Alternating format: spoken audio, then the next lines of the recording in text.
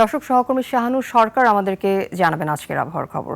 শাহানুর, আজকে সারাদিন আবহাওয়া কেমন যাবে আমাদেরকে জানান।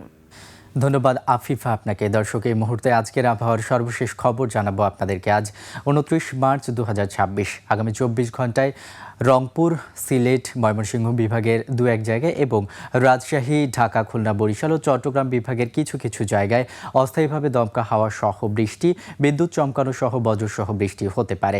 এছাড়া আগামী ২৪ ঘন্টায় আবহাওয়া অধিদপ্তরের তথ্য অনুযায়ী আগামী ২৪ ঘন্টায় সারা দেশে দিন ও রাতের তাপমাত্রা সামান্য বাড়তে পারে।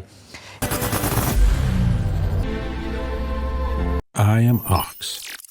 এই মুহূর্তে রাজধানী ঢাকা সহ দেশের বিভিন্ন স্থানের তাপমাত্রার দিকে লক্ষ্য করলে দেখতে পাচ্ছি, প্রথমে রাজধানী ঢাকার তাপমাত্রা রয়েছে ২৭ ডিগ্রি সেলসিয়াস।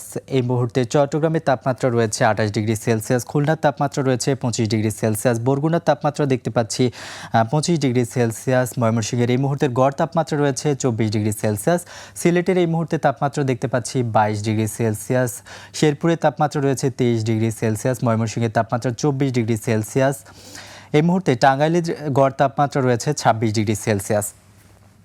আজ সকালে ঢাকায় বাতাসের আপেক্ষিক আর্দ্রতা রেকর্ড করা হয়েছে শতকরা ৮১%। আজ ঢাকায় সূর্যোদয় হয়েছে ৫টা ৫৪ মিনিটে এবং আজ ঢাকায় সূর্যাস্ত হবে ৬টা ১৩ মিনিটে।